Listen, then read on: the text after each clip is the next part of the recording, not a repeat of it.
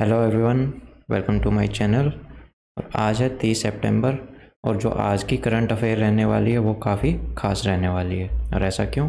क्योंकि जो आज हम टॉपिक पढ़ने वाले हैं, एक तो है जलदूत ऐप के बारे में, एक कार्ल गुस्ताफ M4 राइफल्स के बारे में जिनका मार्क 2 और 3 हम पहले से यूज़ करते आ रहे हैं, और फिर एक है सिल्फियन। ये एक नाम, एक तरह का ऑर्किड है या फिर एक तरह की ये पौधा है जो एंशियंट टाइम में पाया जाता था और अभी ये फिर से दिखा है कई जगहों पे। तो इन चीज़ों के बारे में पढ़ने वाले हैं, और जितने भी करंट अफेयर्स है, जो आर्टिकल्स यहाँ पे हम डिस्कस करने वाले हैं, बेसिकली उनका सोर्स क्या है? The Hindu, the Indian Express, Down to Earth magazine और डिफरेंट जो भी रेप्यूटेड सोर्सेज है वहीं से लिए गए हैं। तो चलिए स्टार्ट करते हैं। ये कंटेंट रहेंगे जो कि मैंने बता ही दिया, wild life conservation in Arunachal Pradesh. और इसका जिक्र क्यों हो रहा है? क्योंकि मैं आगे बताने वाला हूँ, आप देखते रहिएगा, ठीक है। ये है Karl Gustaf M4 rifle system, ठीक है। इसका स्वीडिश जो डिफेंस मैन्युफैक्चरर है साहब, वो अभी इंडिया के अंदर इसकी फैसिलिटी, मैन्युफैक्चरिंग फैसिलिटी स्टार्ट करने जा रही है, ओके। और ये न्यूज़ में क्यों है? क्योंकि अभी बताया ना कि भाई साहब इसको अनाउंस कर चुका है प्लान्स कि हम इंडिया के अंदर अब इसका जो मार्क 4 है, M4 जो वेपन सिस्टम है, उसका नया वर्जन को यहाँ पे क्या करने वाला है, स्टार्ट करने वाला है उसकी मैन्युफैक्चरिंग। और जो ये गुस्ताफ एक तरह की रिकॉइललेस राइफल है, ये पोर्टेबल है काफ़ी, ठीक है। मल्टी रोल वेपन सिस्टम है और सोल्जर्स इसको इफ़ेक्टिवली है ना कहीं पे भी लेके जा सकते हैं। A proven performer in battle, Carl Gustaf M4 is set to be adaptable and flexible. Indian army इसका काफ़ी पहले से यूज़ करती आ रही है, ठीक है। कब से? 1976 से इसका इंडियन आर्मी यूज़ करती आ रही है, जो इसके मार्क 2 और मार्क 3 वर्जन है उसका।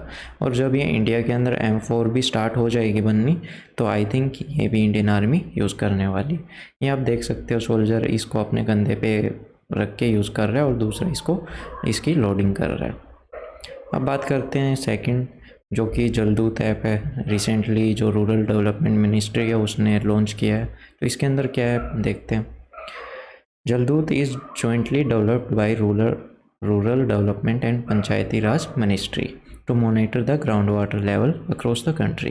पूरे देश के अंदर जो ग्राउंड वाटर लेवल है वो कितना बढ़ रहा है और कितना घट रहा है, इसके ऊपर नज़र बनाए रखने के लिए इस ऐप को बनाया गया है। किस किस के द्वारा बनाया गया है?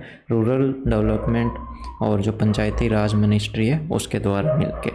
द ऐप विल एनेबल ग्राम रोजगार सहायक। अब क्या है ना, जो ग्राम रोजगार सहायक है उनको काम दे दिया गया है कि भाई आप है ना साल के अंदर 2 बार, मानसून के समय मानसून से पहले और मानसून के बाद क्या है ना, वाटर लेवल को नापोगे। किसके अंदर? कुएं के अंदर, कि भाई अभी जल स्तर कितना है, ठीक है। और नापते टाइम क्या करना है ना, आप जैसे ही उसको ये लेवल को मेज़र करोगे उसके साथ ही आप उसकी फ़ोटो ले लोगे इस ऐप के अंदर, और फिर वो फ़ोटो वहाँ की लोकेशन के साथ में क्या है अपलोड हो जाएगी, किसके? जो सेंट्रल सर्वर है उसके ऊपर। और ये ऐप ऑनलाइन और ऑफलाइन दोनों मोड में काम करता है। मान लो किसी जगह पे इंटरनेट नहीं है, ठीक है, तो जिसको भी ये ग्राम रोजगार सहायक है, जिसको भी ये काम दिया गया है, वो वहाँ की जाके फ़ोटो लेगा कि भाई इतना पानी है, तो वो फ़ोटो फ़ोन के अंदर सेव हो जाएगी, ऐप के अंदर सेव हो जाएगी। जैसे ही इंटरनेट उसको मिलेगा उस टाइम पे वो सारा डेटा जो सेंट्रल सर्वर है वहाँ पे एक जगह पे इकट्ठा हो जाएगा, अपलोड हो जाएगा। अब ये है मार्शल आर्ट, ठीक है, कलारी पैथू, आई डोंट नो इसको प्रोनाउंस कैसे करते हैं, ठीक है। इसको कलेरी नाम से भी जाना जाता है और ये इंडियन मार्शल आर्ट है, फाइटिंग स्टाइल है। कहाँ पे ओरिजिनेट हुआ था? केरला के अंदर।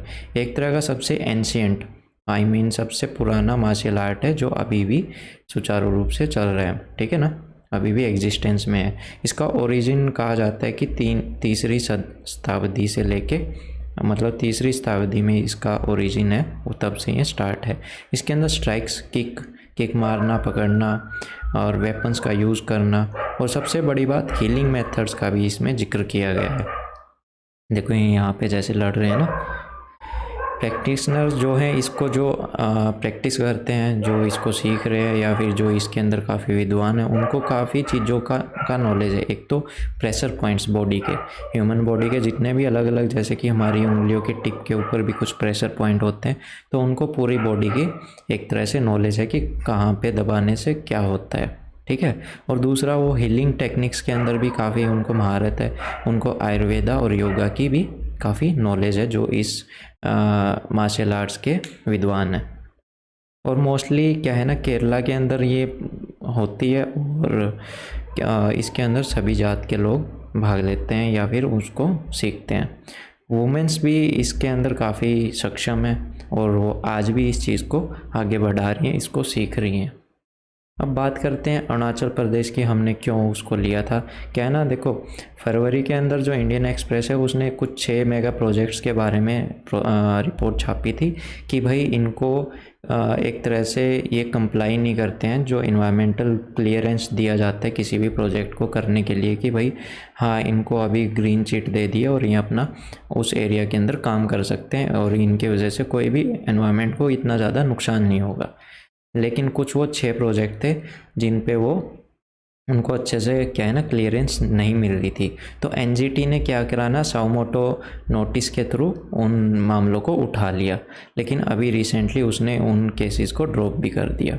साओमोटो क्या मतलब, जो अपनी मनमर्जी से, मतलब इनको ज़रूरत लगी कि हाँ इन नोटिस इन रिपोर्ट्स को उठाना चाहिए, इनका बैकग्राउंड चेक करना चाहिए कि ऐसा क्यों हो रहा है, तो उसके बारे में यहाँ पे बताया गया। और अभी रिसेंटली एनजीटी ने वो जितने भी केसेस थे उनको छोड़ भी दिया है। अब बात करते हैं थोड़ा वाइल्ड लाइफ कंजर्वेशन की, जो अरुणाचल प्रदेश में है। यहाँ पे क्या है, एक तो ये पेक बोला जाएगा ना इसको, I think Pakke tiger reserve, PTR short form के अंदर।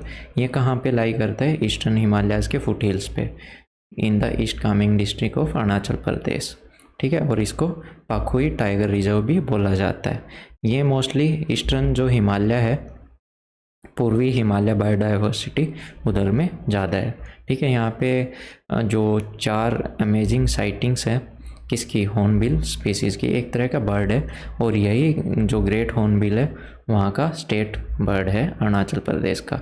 और ये वल्नरेबल कैटेगरी के अंदर आता है, जो IUCN की रेड लिस्ट है उसमें, ठीक है। ये बेसिकली याद रखना, जो ग्रेट हॉर्नबिल है ये अरुणाचल प्रदेश का क्या है, नेशनल बर्ड है एक तो, ठीक है, अरुणाचल प्रदेश का स्टेट बर्ड है। और ऊपर से सबसे बड़ी बात ये क्या है, वल्नरेबल है, IUCN की रेड लिस्ट के अंदर आता है। दूसरी बात करते हैं नामदफा नेशनल पार्क और टाइगर रिजर्व। ये भी कहाँ पे प्रेजेंट है, ये भी अरुणाचल प्रदेश में है, ठीक है। कहाँ पे, बिटवीन पटकाई और दाफाबम रेंज के बीच में ऑफ मिसमी हिल्स, जो कि कहाँ पे, ईस्टर्न हिमालय सब रीजन के अंदर है।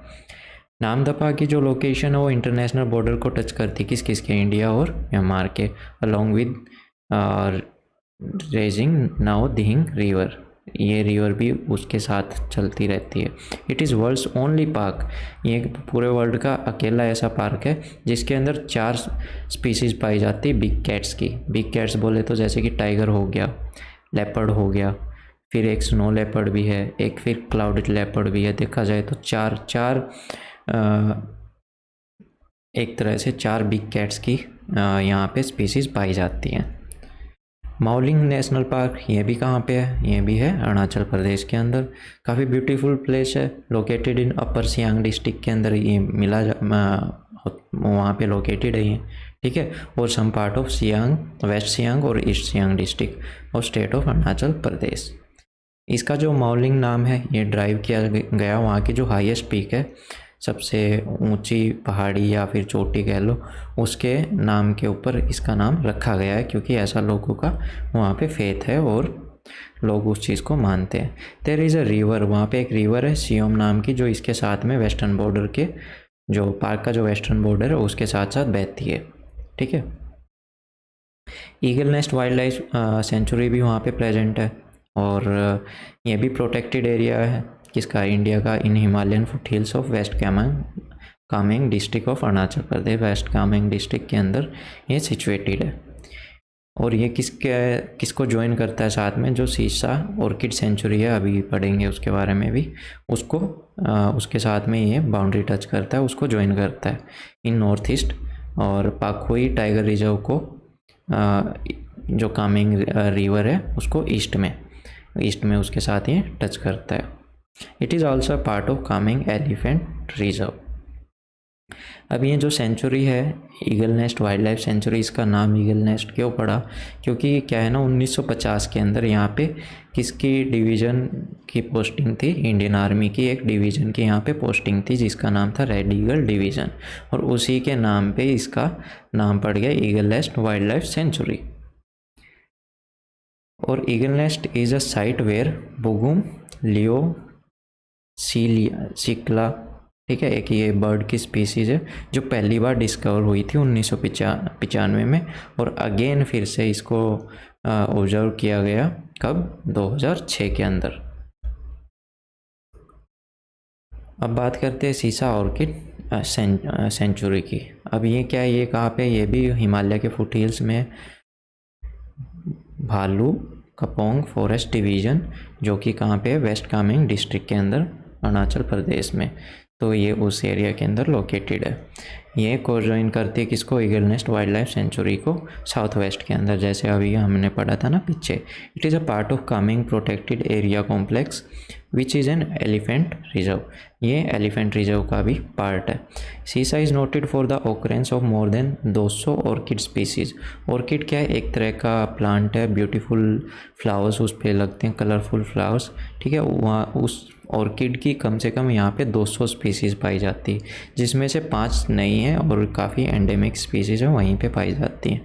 The sanctuary is very unique having 7 endemic species of सेप्लोट्रोपिक ऑर्किड्स। ये कुछ ऑर्किड्स की कुछ 7 एंडेमिक स्पीसीज़ हैं जो कि वहाँ पे पाई जाती हैं।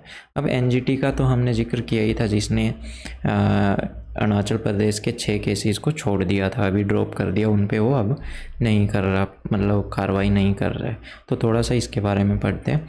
जो नेशनल ग्रीन ट्रिब्यूनल है, इसका इस्टेब्लिशमेंट कब हुआ था, 2006 के 10 के अंदर हुआ था, under national green tribunal act of 2010 की जो ग्रीन एनजीटी की जो एक्ट पास करी गई थी उसके बेस पे इसका इस्टेब्लिशमेंट हुआ था, उसके बाद में ये बनी थी। इसका स्पेशली काम क्या है कि एनवायरनमेंट रिलेटेड जितने भी केसेस हैं उसको ये उठाए और जल्दी से जल्दी विदिन 6 मंथ पीरियड के अंदर उनका निपटारा कर दे।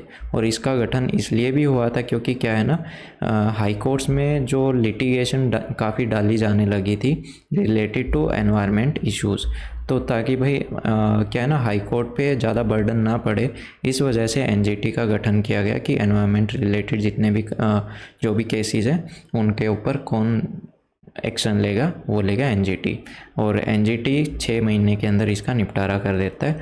अगर आई थिंक इसमें अगर फिर भी कोई सेटिस्फाई ना हो तो वो शायद हायर कोर्ट के अंदर जा सकता है, ठीक है। इसकी जो मेन ब्रांच है वो दिल्ली के अंदर, प्रिंसिपल प्लेस जो सिटिंग है ट्रिब्यूनल का वो दिल्ली के अंदर, और बाकी इसकी जो अदर ब्रांचेज है भोपाल, पुणे, कोलकाता और चेन्नई के अंदर भी है, ठीक है।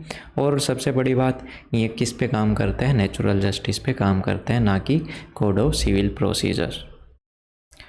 अब बात करते हैं, एक प्लांट है सिल्फियोन, और ये दोबारा से डिस्कवर हुआ है करीबन 2000 साल के बाद में। ये आप देख रहे हो ना, ये वाला प्लांट। और ऐसा क्यों, कहाँ पे हुआ है, देखो एक कुछ रिसर्चर्स थे इस्तांबुल यूनिवर्सिटी के, उन्होंने इसको फिर से रीडिस्कवर किया करीबन 3 लोकेशन के ऊपर, ठीक है, जो कि एनाटोलिया है, मॉडर्न डे टर्की के अंदर। That resembles the ancient plant silphion, मतलब ये एक तरह से जो पुराना जो एंशियंट प्लांट है सिल्फियोन उससे रिजेंबल करता है, okay. They may be waterlogged remains of ancient silphon on Mediterranean sea floor, which could provide direct evidence of the nature of this elusive plant. Ancient uses of silphon पहले ancient में किस काम के, मतलब क्या काम आता था ये, इसका जो रेजिन था वो स्पाइसेस के अंदर भी काम आता था, परफ्यूम के अंदर भी, ठीक है, कॉन्ट्रासेप्टिव के अंदर भी, और एज ए मेडिसिन भी यूज़ होता था। और मोस्टली जो ये काम होता है, मतलब ये एक तरह से इकनॉमी के अंदर भी काफ़ी बड़ा रोल करता था, क्योंकि इसका काफ़ी एक्सपोर्ट होता था साइरिन के अंदर, जो कि ओल्ड ग्रीक में था, ठीक है। लेटर फिर Roman colony near north eastern Libya, जहाँ पे इसका एक्सपोर्ट होता था। सिल्फियोन को काफ़ी ज़्यादा मतलब कई हेल्थ प्रॉब्लम्स के उसमें यूज़ किया जाता था उसको ट्रीट करने में, जैसे कि गोइटर हो गया, नाव पेन हो गया, दांत का दर्द हो गया, ठीक है, पेट का कोई दर्द हो गया, हार्मोनल डिसऑर्डर हो, तो कई तरह की बीमारियां लाइक टिटनस हो गया, टेटनस, और ट्यूमर्स, मैलिग्नेंट ट्यूमर्स मतलब कैंसर, इन तरह की ऐसी बीमारियों के लिए भी इसका काफ़ी यूज़ होता था। और एज ए वेजिटेबल्स भी इसको खाया जाता था, इसकी रूट्स को भी कच्चा खा लिया जाता था, ठीक है। इसका एक्सटिंक्शन क्यों हुआ? क्योंकि इसकी जो और हार्वेस्टिंग होगी, मतलब ज़्यादा से ज़्यादा इसको यूज़ होने लगा, ठीक है, इतना ये ग्रो नहीं हो रहा था, उससे ज़्यादा इसका कंजप्शन होने लगा था, और ह्यूमंस की वजह से कुछ एनवायरमेंटल चेंज होने लगे, जिसकी वजह से जो इसकी ग्रोथ कंडीशन थी वो चेंज हो गई थी, उसके बाद से इसको ये ग्रो होना बंद हो गया था, ठीक है। तो ये था आज की क्लास, आज का जो करंट अफेयर था। तो आपको डेली क्लासेस मिल जाएंगी मॉर्निंग में 6 AM, और अगर कोई भी कमी हो या फिर कोई भी इशू हो तो आप मेरे को कमेंट सेक्शन के अंदर बता सकते हैं। और वन मोर थिंग, जितने भी यूपीएससी रिलेटेड बुक लिस्ट है आपको सारी डिस्क्रिप्शन बॉक्स के अंदर मिल जाएंगी। कोई सुझाव, कोई सजेशन हो तो प्लीज़ कमेंट सेक्शन के अंदर ज़रूर बताइएगा। मैसेज जुड़ना चाहते हैं तो चैनल सब्सक्राइब कीजिएगा, वीडियो लाइक कीजिएगा, और आप मेरे को फॉलो कर सकते हैं टेलीग्राम और इंस्टाग्राम पे भी, जिसका लिंक आपको अबाउट सेक्शन के अंदर जाके मिल सकता है। Thank you, have a nice day.